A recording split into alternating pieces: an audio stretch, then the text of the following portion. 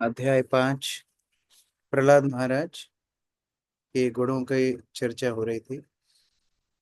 आप श्लोक संख्या 1 से 4 तक पढ़ चुके हैं। श्लोक संख्या 5 से आगे यहाँ प्रहलाद महाराज को षंड और अमर का पढ़ाने का प्रयास करते हैं। षंड और अमर के गुरुकुल में प्रहलाद महाराज पढ़ते हैं और एक बार हिरण्यकशिपु प्रहलाद महाराज को अपनी गोदी में लेकर के प्रश्न पूछ रहे।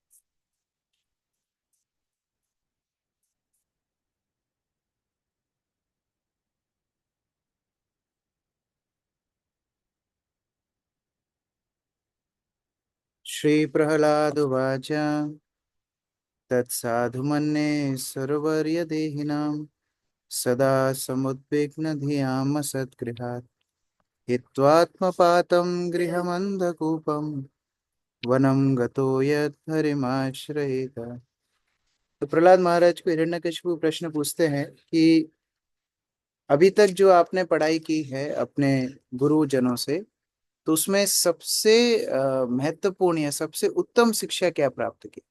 तो प्रहलाद महाराज ये उत्तर दे रहे हैं। ब्रजेश प्रभु। हरे कृष्ण प्रभु जी। भक्त प्रहलाद महाराज ने उत्तर दिया, हे असुर श्रेष्ठ मित्र, जहां तक मैंने अपने गुरु से सीखा है, ऐसा कोई व्यक्ति जिसने क्षणिक देह तथा क्षणिक ग्रस्त जीवन स्वीकार किया है, वह निश्चित ही चिंताग्रस्त रहता है, क्योंकि वह ऐसे अंधे कुएं में गिरा हुआ है जहां जल नहीं रहता, केवल कष्ट ही कष्ट मिलते हैं। मनुष्य को चाहिए कि वह इस स्थिति को त्याग दे और वन चला जाए। स्पष्ट अर्थ यह है कि मनुष्य को चाहिए कि वह वृंदावन जाए, जहाँ केवल कृष्ण भावनामृत व्याप्त है, और इस प्रकार वह पूर्ण पुरुषोत्तम भगवान की शरण ग्रहण करे। हरे कृष्ण। तो ये प्रहलाद महाराज का उत्तर था।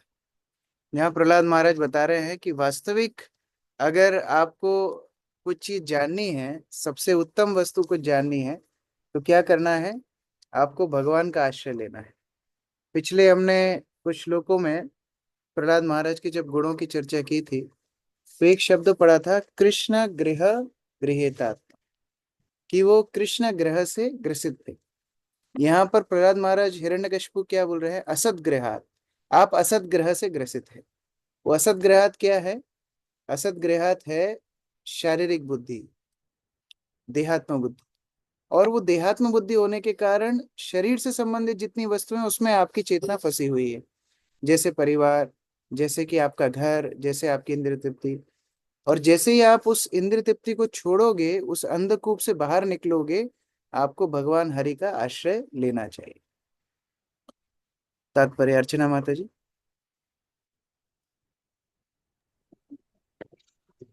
हिरण्यकशिपु ने सोचा था कि भक्त प्रहलाद भी छोटा सा अनुभवहीन बालक मात्र है, अतएव वह कुछ ऐसा उत्तर देगा जो मन को भाने वाला होगा, किंतु व्यवहारिक नहीं होगा। किंतु भक्त प्रहलाद महाराज ने उच्च भक्त होने के कारण शिक्षा के समस्त गुण प्राप्त कर लिए थे।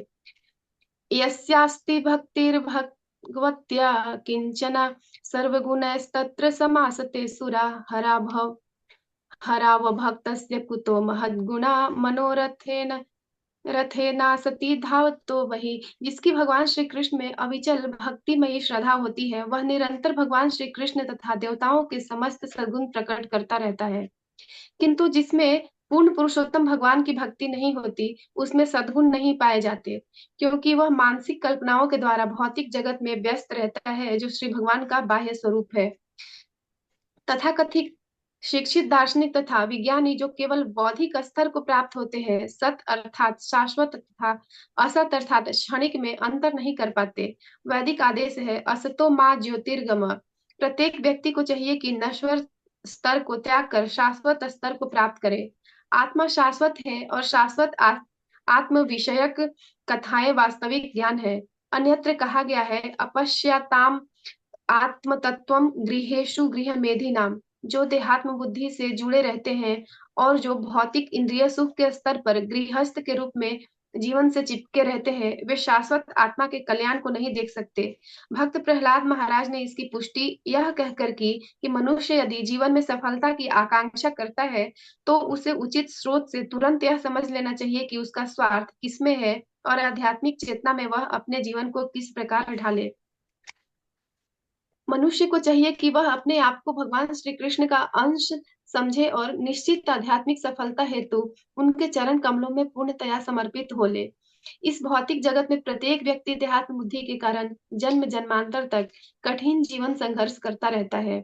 अतएव भक्त प्रहलाद महाराज ने संस्तुति की है कि इस बारंबार जन्म मृत्यु की भौतिक दशा को रोकने हेतु मनुष्य को वन में चले जाना चाहिए। यहाँ पर अवंती ब्राह्मण की कुछ प्रार्थनाएं हैं, बहुत प्रचलित हैं, एकादश स्कंद में आती हैं। यही उज्जैन का ही ब्राह्मण था, और वो बताता है कि वास्तव में हमारे कष्टों का कारण क्या है, हम खुद हैं, हमारी मानसिक मन कल्पनाएं हैं। तो प्रहलाद महाराज अपने पिता को उपदेश देते हुए बोल रहे हैं कि वास्तव में अगर आपको इन सारी झंझटों से मुक्त होना है तो भगवान का आश्रय लेना होगा। क्योंकि जब तक जीव शारीरिक बुद्धि में रहेगा तब तक वो कंपैटिबिलिटी मैच नहीं हो रहा है, वो आध्यात्मिक है, शरीर भौतिक है, वो प्रसन्नता हो ही नहीं सकती। तो अगर वास्तव में किसी को सर्वोच्च स्थिति प्राप्त करनी है, देहात्म बुद्धि से बाहर निकलना होगा, भगवान का आश्रय लेना होगा। प्रहलाद महाराज की एक बहुत अच्छे गुण है, वो बड़े सम्मान के साथ ये बात कर रहे हैं, कोई तर्क नहीं कर रहे हैं। उन्होंने यहाँ पर हिरण्यकशिपु का असुर वर देही नाम बोला है, जो कि बहुत महत्वपूर्ण है। क्योंकि हिरण्यकशिपु असुर तो था, असुरों का राजा भी था। अभी किसी सामान्य व्यक्ति को हम बोले डाकुओं का सरदार, उसको अच्छा नहीं लगेगा, लेकिन जो वास्तव में डाकुओं का सरदार है वही अपेक्षा करता है। तो उसी तरह असुर वर देही नाम बोल करके वास्तव में सम्मान भी कर रहे हैं, और जो बात बोलना है वो बोलना भी। तो प्रहलाद महाराज से हम सुनते हैं, सीखते हैं, बीइंग स्ट्रांग येट सॉफ्ट। ये प्रहलाद महाराज का बहुत सुंदर गुण है। अमित प्रभु। कृष्ण बाबू जी, दंडवत प्रणाम। वर्णाश्रम प्रणाली में मनुष्य प्रथम ब्रह्मचारी बनता है, फिर गृहस्थ, तब वानप्रस्थ और अंत में सन्यासी। वन जाने का अर्थ है वानप्रस्थ जीवन स्वीकार करना, जो गृहस्थ जीवन तथा सन्यास के बीच का जीवन है। जैसा कि विष्णु पुराण में पुष्टि की गई है, वर्णाश्रम चारवता पुंसेन परम पुमान विद्या विष्णुराराध्यते। वर्ण तथा आश्रम की प्रथा को स्वीकार करके मनुष्य अपने आप को पूर्ण पुरुषोत्तम भगवान श्री विष्णु की पूजा करने के स्तर तक बड़ी सरलता से उठा सकता है। अन्यथा यदि वह देहात्म बुद्धि में रह जाता है तो वह इसी भौतिक जगत में सड़ता रहता है और उसका जीवन व्यर्थ हो जाता है। समाज में ब्राह्मण, क्षत्रिय, वैश्य तथा शूद्र की श्रेणियां होनी चाहिए, और आध्यात्मिक उन्नति हेतु मनुष्य को क्रमशः ब्रह्मचारी, गृहस्थ, वानप्रस्थ तथा सन्यासी के रूप में विकास करना चाहिए। भक्त प्रहलाद महाराज ने संस्तुति की है कि उनके पिता को वानप्रस्थ जीवन स्वीकार कर लेना चाहिए, क्योंकि देहात्म बुद्धि के कारण वे और अधिक आसुरी मनोवृत्ति वाले हो रहे थे। भक्त प्रहलाद महाराज ने अपने पिता से कहा कि उनके लिए वानप्रस्थ जीवन स्वीकार करना श्रेयस्कर होगा, न कि गृहस्थ के रूप में ग्राम अंधकूपम अर्थात पारिवारिक जीवन के अंधे कुएं में गहरे गिरते जाना। अतएव हम अपने कृष्ण भावनामृत आंदोलन में विश्व के समस्त पुरुषों को वृंदावन आने हेतु तथा यहाँ पर निवृत्त जीवन बिताने और कृष्ण भावनामृत में उन्नति करने हेतु आमंत्रित करते हैं। हरे कृष्ण प्रभु जी। जयदेव स्वामी महाराज एक प्रवचन में बता रहे थे, हमारे आंदोलन में दो समस्याएं हैं, एक टेम्परेरी ब्रह्मचर्य आश्रम, दूसरा इटर्नल गृहस्थ आश्रम। जो ये सोच के आता है पूरा जिंदगी भगवा वस्त्र में रहूंगा, भगवा लेने के बाद फिर शादी कर लेता है। दूसरा, जो सोचता है मैं गृहस्थ आश्रम में जा रहा हूँ भगवान की सेवा करने के लिए, फिर ऐसा चिपक के रहता है, कभी निकलता ही नहीं। वास्तव में जीवन का उद्देश्य कृष्ण को प्राप्त करना है, और यही वर्णाश्रम का मुख्य उद्देश्य है। अतः पुंभिर द्विज श्रेष्ठ वर्णाश्रम विभागश स्वनिष्ठित धर्म से संसिद्धिर हरितोषण। तो अगर भगवान का तोषण नहीं है, भगवान की प्रसन्नता नहीं है, तो वर्णाश्रम का पूरा जो देह है वो ही चला गया।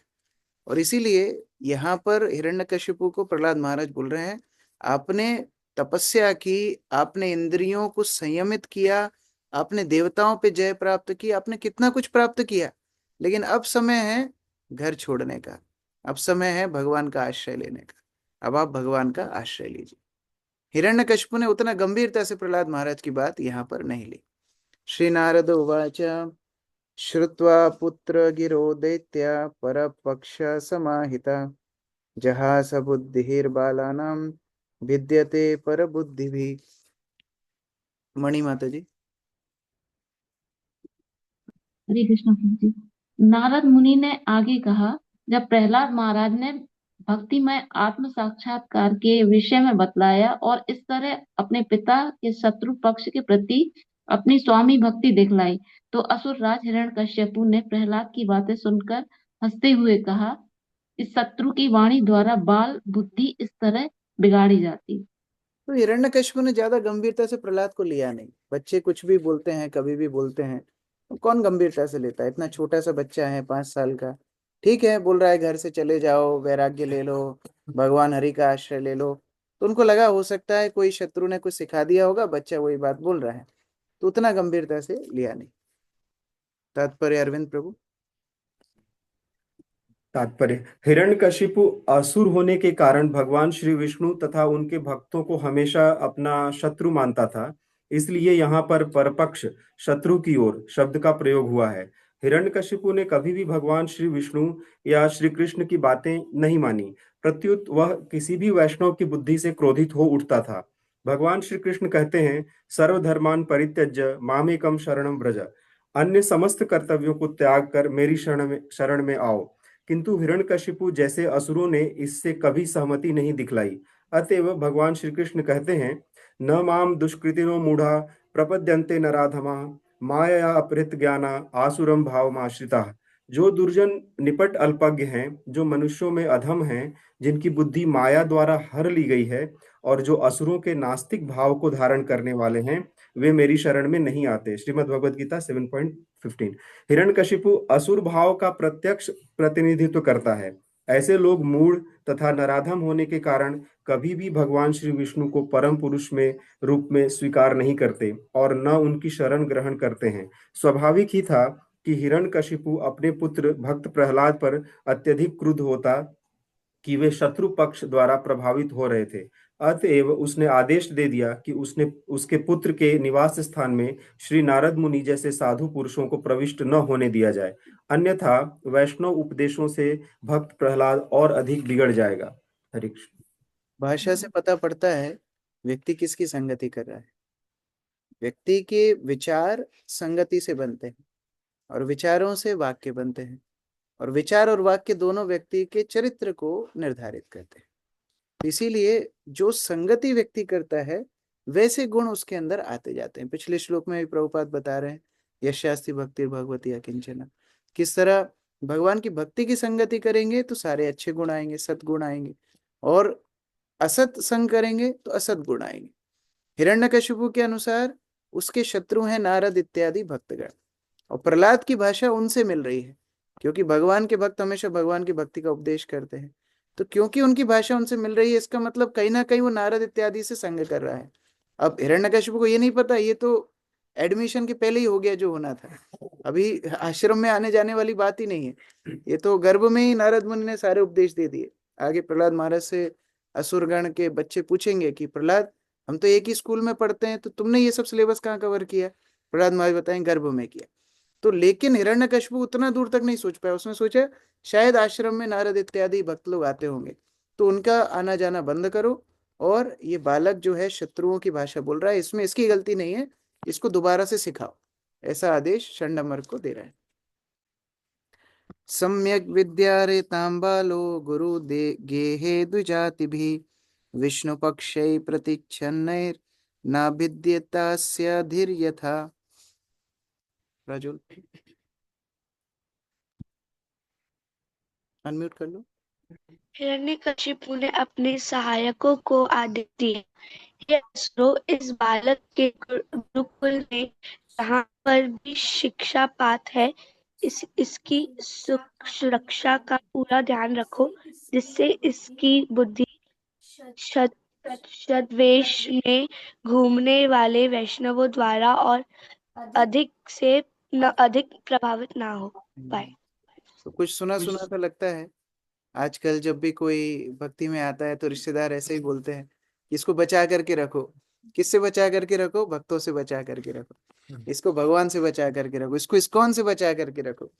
क्योंकि ये जो भक्त लोग हैं अलग अलग वेश में घूमते हैं, कभी धोती कुर्ता में घूमते हैं, कभी पैंट शर्ट में घूमते हैं, कभी मोबाइल के माध्यम से घुस जाते हैं। किसी ना किसी प्रयास से ये घुसने का प्रयास करेंगे, हर तरह से बचाने की कोशिश करो।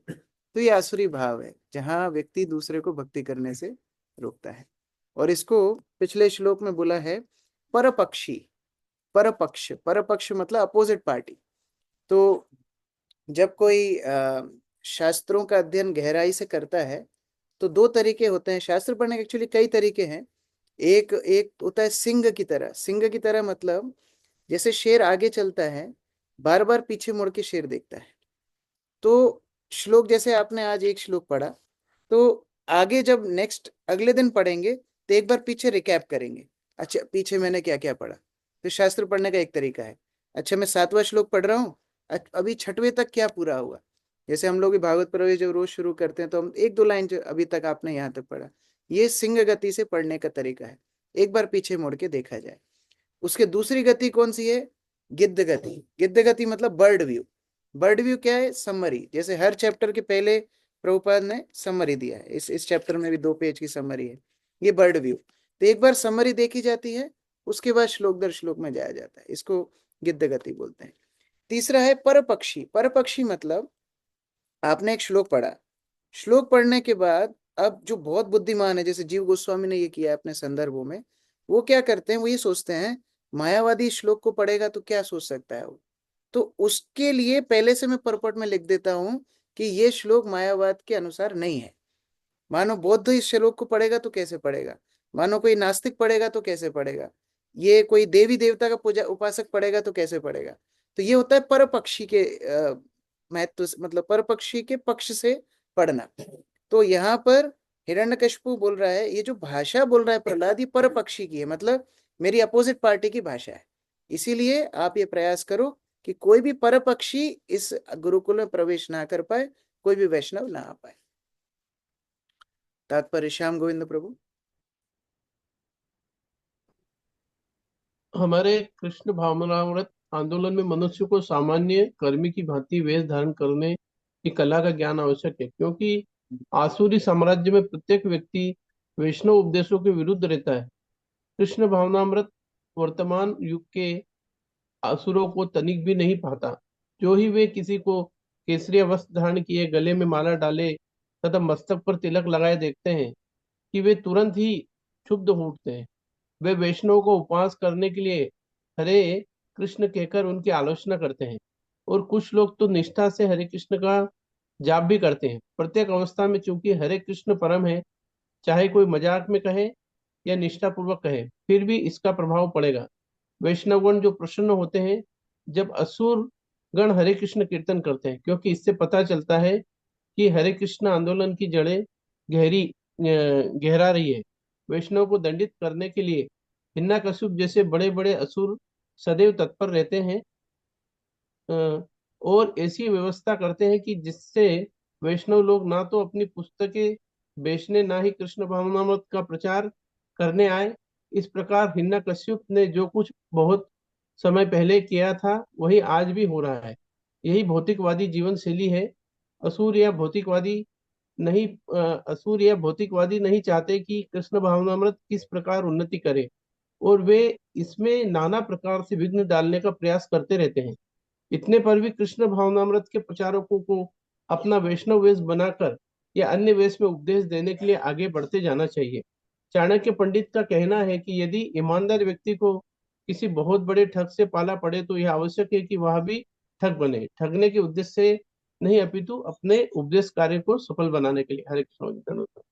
तो कई बार लोग इस तरह से व्यवधान डालने का प्रयास करते हैं कि कृष्ण भक्ति का प्रचार ना हो। तो भक्तों को एक चीज का ध्यान रखना है कि जितने भी बाह्य व्यवस्थाएं हैं, जैसे धोती कुर्ता पहनना, तिलक लगाना, या हमारी जितनी भी पद्धतियां हैं, वो श्रवण और कीर्तन को सपोर्ट करने के लिए। अब मान लो हमारी पहनावे से या हमारे बोलचाल से या हमारी पद्धतियों से प्रचार में अड़ंगा पड़ रहा है, तो फिर उसको बदला जाया जा सकता है समय काल परिस्थिति के अनुसार। जैसे कई देशों में धोती कुर्ता देखने से वो लोग एंट्री नहीं देंगे, तो भक्त लोग पैंट शर्ट में जाते हैं। कई जगह पर तिलक लगाने से विवाद हो सकता है, तो तिलक नहीं लगाते हैं। मुख्य बात है श्रवण और कीर्तन जीव तक पहुंचना चाहिए, ये मुख्य बात है। अभी हम लोग भागवत के ऊपर चर्चा कर रहे हैं। कई इस्कॉन में प्रचारक ऐसे हैं जिनके प्रवचनों में हो सकता है आप एक बार भी कृष्ण नहीं सुनोगे, हो सकता है एक बार भी आप कोई डायरेक्ट श्लोक नहीं सुनोगे, लेकिन उनका उनका उद्देश्य क्या है? ये लोग डायरेक्टली भक्ति के बारे में सुनेंगे नहीं, कम से कम ये हमसे जुड़ जाएं, मंदिर आने लगे, और फिर जब मंदिर आने लगेंगे तो हम इनको कृष्ण भक्ति दे देंगे। इसलिए प्रभुपाद यहाँ पर स्पष्ट बोल रहे हैं, प्रचारक जो है कृष्ण भक्ति में, उनको आगे बढ़ना है, चाहे वो वैष्णव वेशभूषा में बढ़े, चाहे किसी भी वेशभूषा में पढ़े, मुख्य उद्देश्य प्रचार होना चाहिए। अगर प्रचार होगा तो फिर कोई भी हम लोग समय काल परिस्थिति के अनुसार पद्धति अपना सकते हैं, क्योंकि ये विवाद हमेशा चलता रहता है। जैसे हम इंग्लिश में बोलते हैं लिबरल्स एंड कंजर्वेटिव्स, क्या बोलते हैं हिंदी में, क्या बोलते हैं? लिबरल्स, रूढ़िवादी, और लिबरल्स को, लिबरल को क्या बोलते? उदारवादी। उदारवादी। ओके, रूढ़िवादी, उदारवादी। तो कंजर्वेटिव हमेशा ये सोचते हैं कि एज इट इज रहे। प्रभुपाद के समय में ऐसा नहीं होता था। अरे प्रभुपाद के समय में इंटरनेट भी नहीं था, तो क्या इंटरनेट यूज नहीं करेंगे? लिबरल क्या सोचते हैं? अरे विकास होना चाहिए, बढ़ना चाहिए, मूवमेंट फैलना चाहिए। तो दोनों के बीच में समन्वय होना जरूरी है। कंजर्वेटिव जो है वो पेड़ की जड़ के समान है, जो सिद्धांतों को पकड़ के रखते हैं, और लिबरल जो है वो शाखाओं के समान है, जिनको फैलना भी चाहिए। तो दोनों तरह के भक्तों की आवश्यकता है। कुछ भक्त ऐसे हों जो सिद्धांतों को प्रगाढ़ रखने का प्रयास करें, जिससे लिबरल बहुत ज्यादा परंपरा से दूर ही ना चले जाए, और लिबरल की भी जरूरत है, नहीं तो रूढ़िवादी एकदम पकड़ के रखेंगे, प्रचार ही आगे नहीं बढ़ने देंगे। तो दोनों तरह के भक्तों का समन्वय होगा, तब प्रचार आगे बढ़ेगा। गृहं ननीतम आहूय प्रहरादं दैत्ययाजकः प्रशस्य श्लक्ष्णया वाचा संपृच्छन्त सामभि। विशाल प्रभु। हरे कृष्ण प्रभु जी, दंडवत प्रणाम। जब हिरण्यकश्यपु के नौकर बालक प्रहलाद को गुरुकुल वापस ले आए तो असुरों के पुरोहित षण तथा अमर्क ने उसे शांत किया। उन्होंने अत्यंत मृदुवाणी तथा स्नेह भरे शब्दों से उससे इस प्रकार पूछा। तो प्रहलाद को दोबारा पढ़ाने के लिए षण्णमर को आदेश दिया गया। हिरण्यकशिपु के जो जो भी सेवक इत्यादि थे प्रहलाद को लेकर के गए। अब षण्णमर का पूछ रहे हैं कि ये आउट ऑफ सिलेबस बात कैसे कर दिया आपने, ये तो हमने सिखाया ही नहीं था, तो ये कहाँ से आ गया? सदगृहात, और ग्रह छोड़ो और वन में जाओ और हरि का आश्रय लो, कहाँ से आ गई ये सारी बात? ये थोड़ा विस्मय का विषय था। वेदांत प्रभु। षंड तथा अमर्क असुरों के पुरोहित थे।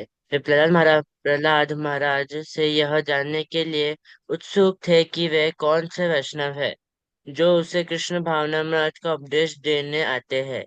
उसका मंतव्य क्या उन वैष्णवों के नामों का पता लगाना था। प्रारंभ में उन्होंने बालक को डराया धमकाया नहीं, क्योंकि ऐसा करने पर हो सकता था कि वह असली दोषियों के नाम न बताए। अतः उन्होंने अत्यंत मृदु तथा शांत भाव से इस प्रकार पूछा। हरे कृष्ण। तो ये हमने भी देखा, जब 10th क्लास में हम थे, हमको याद है हमारे एक मैथ्स के टीचर थे, तो एक लड़का खड़े होके क्वेश्चन पूछा आर डी शर्मा से। अब जो लोग मैथ्स पढ़े उनको पता होगा आर डी शर्मा और एनसीईआरटी बुक। तो एनसीईआरटी पढ़ा रहे थे, ने आर डी शर्मा से क्वेश्चन पूछा, तो वो टीचर बहुत नाराज हो गए, बोले तुझे आर डी शर्मा पढ़ाई किसने? तो उसी तरह शंडन में गुस्सा तो बहुत आ रहा था, ये पढ़ाया किसने, ये तो हमने पढ़ाया ही नहीं। लेकिन अब ज्यादा डराएंगे धमकाएंगे तो वो तो बताएगा नहीं, तो थोड़ा प्यार से पूछ रहे हैं कि कहाँ से, व्हाट इज द रेफरेंस। वत्स प्रहराद भद्रम ते सत्यम कथ्य मामृषा बालानति कुतस्तुभ्यम एष बुद्धि विपर्यया। अंकित प्रभु।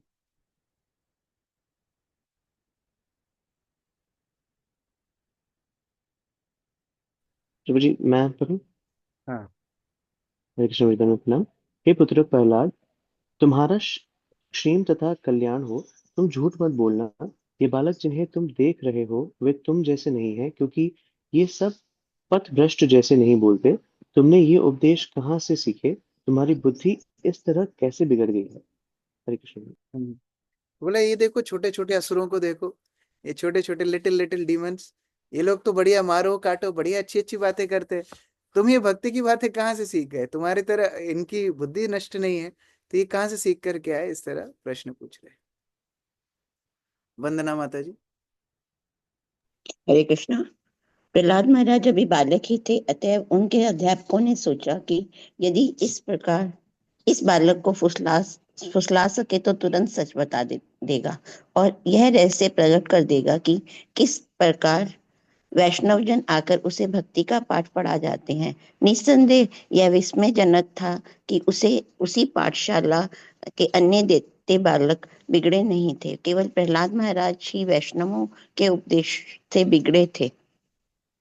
अध्यापकों का मुख्य कर्तव्य था कि वे पता लगाएं कि वे वैष्णव कौन थे जो वहां आकर प्रहलाद को शिक्षा देते हैं और उसकी बुद्धि को बिगाड़ रहे हैं। हरे अच्छा, कृष्ण। स्कूल में कोई आकर के एक्स्ट्रा कोचिंग दे रहा होता तो बाकी बच्चे भी बिगड़ते, लेकिन केवल प्रहलाद बिगड़ा। तो ये भी उनकी उत्सुकता थी कि कौन आ रहा है और कैसे प्राइवेट कोचिंग दे रहा है, ये पूछना चाह रहे हैं, ये निकालना चाह रहे हैं। बुद्धि भेद पराकृता उताहो ते स्वतो भवत भण्यताम श्रोतु कामानाम गुरुणाम कुलनंदनम। आद्य।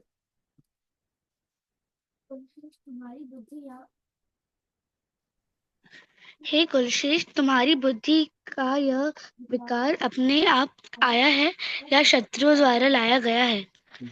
हम सब तुम्हारे अध्यापक हैं और इसके विशेष में जानने के इच्छुक हैं। हमें सच सच कहो। तो कैसे तुम्हारे अंदर, हमने तो इतने सारे तुमको कूटनीति राजनीति शत्रुता ये सब सिखाई, लेकिन ये सब तुम्हारे हृदय में प्रवेश नहीं किए। प्रहलाद महाराज 11वें श्लोक से बताएंगे। तो कैसे तुम्हारे अंदर ये सब वस्तुएं आई? बड़े प्रेम से बैठा करके शांति से मृदु वचनों में पूछ रहे हैं। जैसे हम लोग बोलते हैं साम दाम दंड भेद, तो उसी प्रकार से अभी साम चल रहा है, आसानी से समझा समझा करके पूछ रहे हैं। महारानी माता जी।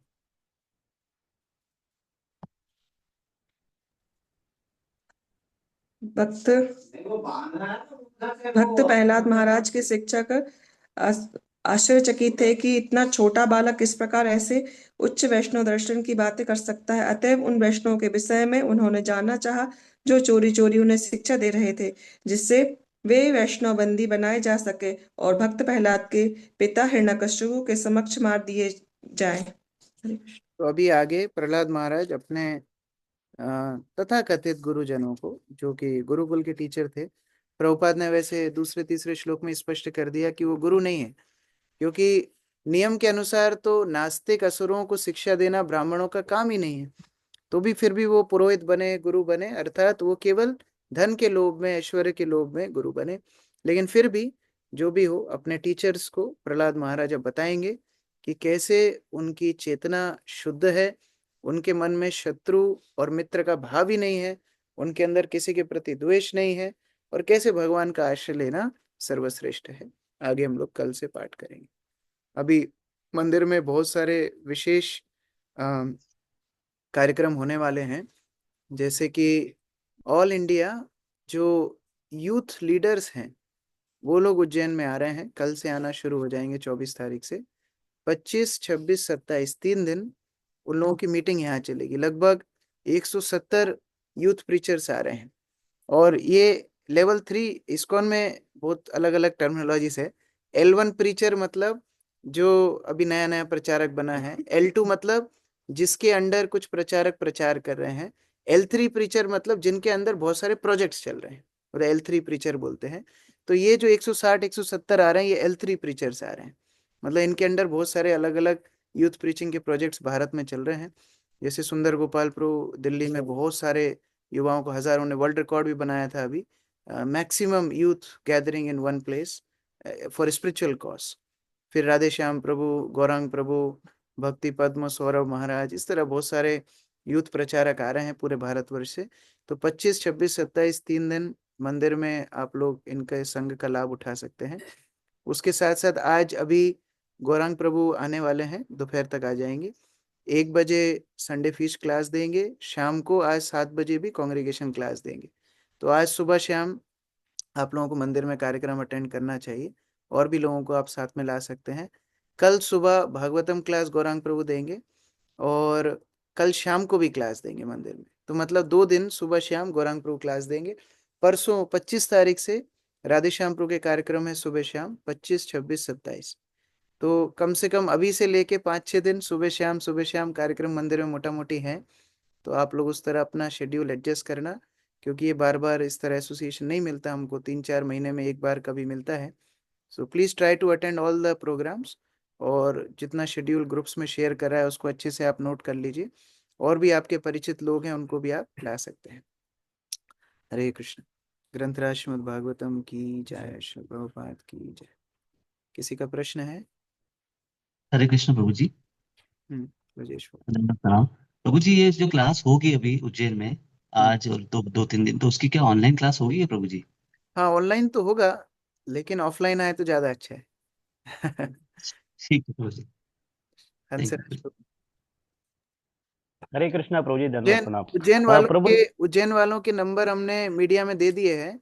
उज्जैन वालों के मोबाइल पे ऑनलाइन क्लास नहीं आएगी, तो उनका नंबर ब्लॉक कर दिया है। आप लोगों को ऑफलाइन आना है। यस, हंसराज। प्रभु जी, जिस तरह से उस काल में भी जो है प्रचार के प्रति मतलब इतना राक्षस प्रवृत्ति थी, और इस काल में भी हम देख रहे हैं कि आज भी अगर हम किसी से चर्चा करते हैं इस्कॉन के बारे में, तो हमको सीधा बोलते हैं विदेशी संस्था है, हाँ, बोले ये विदेशी है विदेशी ना। संस्था है। विदेशी है ना, क्योंकि गोलोक वृंदावन की संस्था है, ये भौतिक संसार की संस्था नहीं है, इसलिए विदेशी तो है। तो प्रभु जी, फिर ऐसे व्यक्ति भी असुरी हुए आज की तारीख में जो अगर ऐसा बोलते हैं तो? हाँ, तो वो असुरी हैं, लेकिन हमको क्या सीखना है? नारद मुनि से सीखना है। असुर लोग अपना काम करेंगे, हमें अपना काम करना है। उन्होंने प्रचार बंद नहीं किया, चैतन्य महाप्रभु ने प्रचार बंद नहीं किया, प्रभुपाद ने प्रचार बंद नहीं किया, तो हम लोग भी नहीं करेंगे। हम लोग प्रचार करते रहेंगे, और फिर जो गंभीर हैं, जो इनोसेंट हैं, भगवान उनको प्रेरणा देंगे, वो लोग हमारे साथ जुड़ जाएंगे। तो हमको उनके चिंता करना है, असुरी लोगों का चिंता नहीं करना है। एक प्रहलाद बन गया वो बहुत बड़ी बात है, हमको हजार हजार असुर नहीं चाहिए। तो उस तरह से प्रचार हमेशा चलते रहना चाहिए। प्रभु जी, मैंने उनको ये बोला कि चलो ये विदेशी संस्था है, आप 1 रुपया मत दो यहाँ पर, आपसे पैसे कौन मांग रहा है। आप तो मैंने उनको बोला आप संडे के दिन पूरे परिवार के साथ क्लासेस होती है, आप जाओ क्लास अटेंड करो और सब फ्री में खाना खा के आओ, आपको 1 रुपया नहीं देना है। तो विदेशी संस्था है तो आपसे पैसे कौन मांग रहा है आपसे, आप तो क्लास अटेंड करो और भरपेट भोजन खा के आओ, अब तो संडे का दिन आपका वही होगा पूरा। तो वो हंसने लग गए, बोला ऐसा कैसे? बोले हाँ बिल्कुल, मैं क्या, आप जाइए सर ही आप क्या। अब प्रभु जी, देखिए, एक और वही है, क्वेश्चन है। भक्तों की संगति में ही भक्ति मिलती है। अगर सभी को इस तरह अवसर मिल जाए भक्तों का संग करने के, तो उनके प्रश्न अपने आप फिर हल हो जाएंगे। सही बात है प्रभु जी। प्रभु जी, अभी जो हम देखते हैं कि शिव जी की पूजा बहुत बड़े लेवल पे हो रही है, मतलब हर घर में देखो तो हर व्यक्ति शिव जी की पूजा में लगा हुआ है। तो ये कलयुग में शिव जी को प्रधानता दी गई है कि ऐसा क्या प्रभु जी, हर मतलब? युग में ही शिव जी को प्रधानता है, क्योंकि वैष्णव है, वैष्णव की पूजा तो होनी चाहिए। लेकिन समस्या वह है कि जहां उनको भगवान से पृथक देखेंगे फिर अपराध हो जाएगा। भगवान के गुणावतार भी हैं, भगवान के परम वैष्णव भी हैं, तो पूजा करने में कोई दोष नहीं है, होनी भी चाहिए। हनुमान जी के मंदिर है, उसमें कोई दोष नहीं, होना भी चाहिए। लेकिन अगर उनको भगवान राम से पृथक देखेंगे तो फिर अपराध हो जाएगा। आज हम लोग ये चर्चा पहले भी कर चुके हैं। आज हम लोग प्रसाद छोड़ के कुछ नहीं लेते हैं, फिर वो लोग कैसे लेंगे? तो इतने महान वैष्णव हैं, तो उनको भी प्रसाद ही हम्म। भोग लगाना चाहिए, उनके सामने भी कीर्तन ही करना चाहिए। महाप्रभु इतने शिव मंदिरों में गए, सब मंदिरों में हरि नाम संकीर्तन किए, तो ये उनको सबसे ज्यादा प्रसन्न करता है। तो पूजा होना भी चाहिए, लेकिन वैष्णव माध्यम से। वैसे होगा तो उनकी भी तो, प्रसन्नता होगी, भगवान की भी प्रसन्नता। तो फिर प्रभु जी, उनको जब हम बोलते हैं कृष्ण भगवान के बारे में, तो वो उसको स्वीकार ही नहीं करते। वो उनके लिए मतलब शिव जी सब कुछ है। कोई बात नहीं, धीरे धीरे जैसे भक्तों की संगति मिलेगी तो सारे प्रश्न स्पष्ट हो जाएंगे। ये मुख्य बात है। आप शुरू में ही उनसे तर्क करने लोगे तो कभी भक्ति में नहीं आएंगे। शुरुआत में आप उनको बोलो आप बहुत अच्छा कर रहे हो, आप भगवान शिव से ये अच्छा, मांगो कि जो सबसे उत्तम हो वो हमको दे दो। इस तरह आप अच्छा, प्रार्थना अच्छा, करना सीखो। तो भगवान शिव तो हाँ। राम नाम देंगे ही, वो तो भगवान की भक्ति देंगे। तो उस तरह धीरे जी, धीरे प्रचार उस तरह होना चाहिए कि व्यक्ति समीप आए, उछट के बाहर ना जाए। जी। ठीक है। थैंक यू प्रभु जी। हरे कृष्णा प्रभु जी, धन्यवाद प्रणाम। जी, हरे कृष्ण। हरे कृष्ण। प्रभु आपने बताया ना कि प्रचार के अलग अलग तरीके, तो इससे पहले मैं एक अपने इस्कॉन में बहुत बड़े सेलिब्रिटी थे, उनके बारे में हमेशा सोचता था कि ये इनके इनके इनके मुंह से हरे कृष्ण महामंत्र ज्यादा नहीं निकलता, ये कृष्ण भगवान का, कृष्ण का नाम डायरेक्ट नहीं लेते हैं, और प्रचार इनका बहुत फेमस है, बहुत बड़े सेलिब्रिटी है। तो मेरे मन में आता था कि इनके अंदर क्या ये पर्सनल ओरिएंटेड हो गए हैं क्या, जैसे मेरे मन में आता था, जैसे भी आपने बताया ना, पर ये अलग अलग प्रचार का तरीका है कि कैसे अलग अलग लोगों को करें। देखिए वही वही बात है, इंग्लिश में कहावत है, it takes a village to raise a child. एक व्यक्ति के प्रचार से प्रचार नहीं होता है। जैसे मानो कोई आपको इस्कॉन से जोड़ा है, फिर आप मंदिर में आए हो, कोई ने श्रृंगार किया है, किसी ने प्रसाद बनाया है, सबकी सेवाओं के माध्यम से हम भक्त बने। तो अगर एक एक तरह के लोग होंगे ना तो प्रचार नहीं होगा। तो मानो कोई ऐसे लोग हैं जो डायरेक्ट भागवत नहीं सुन पाएंगे, डायरेक्ट गीता नहीं सुन पाएंगे, तो उनको आकृष्ट करने के लिए अलग तरह के प्रचारक भी चाहिए। लेकिन फिर लेवल 2 भी जरूरी है, फिर वो मंदिर भी आए, फिर वो धीरे धीरे जुड़े भी, फिर वो कृष्ण कथा भी सुने, प्रसाद भी पाए, भक्तों के साथ भी मिले, फिर धीरे धीरे वो आगे बढ़ते चले जाए। होता ही है कई लोग फिर उसके आगे बढ़ नहीं पाते, तो उनका दौर्भाग्य है। लेकिन कम से कम अवसर तो हम दें कि वो उस माध्यम से जुड़ जाए, और फिर आगे जाके शुद्ध कथा, धीरे धीरे धीरे भक्तों का जैसे लेवल बढ़ता है ना, फिर वो मोटिवेशन ओरिएंटेड से ज्यादा शुद्ध कथा पे आना चाहिए। क्योंकि कई बार शुरू में अच्छा लगता है, हाँ बड़े जोक सुनाए प्रभु जी ने, बड़ा रोमांचक उन्होंने कथा सुना दी, बड़ा ड्रामेटिक, हमको जब सुना रहे थे तो ऐसा लग रहा था लीला चल रही है, हमारा अधिकार ही नहीं है उतना, लीला क्या चलेगी हमारे। तो एक्चुअली हम लोग एडवेंचर के प्रति आकृष्ट हुए, लेकिन जैसे जैसे भक्ति में आगे बढ़े, फिर शुद्ध कथा के प्रति जितना जो एकदम कोर फिलॉसफी है उसके प्रति फिर हमारी आकर्षण। तो सबका योगदान है, मतलब it's his service also available, everyone service is valuable. Hare Krishna Prabhu Hare ji. Krishna Prabhu ji, दंडवत प्रणाम। हाँ धन्यवाद, आनंद हाँ आनंद। वो, हाँ क्लास कब चालू होगा वो उज्जैन में? टाइम 1 बजे, सुबह 1 1 बजे बजे शाम को? दोपहर में, हाँ ठीक शाम है। को? आप उज्जैन हरे में?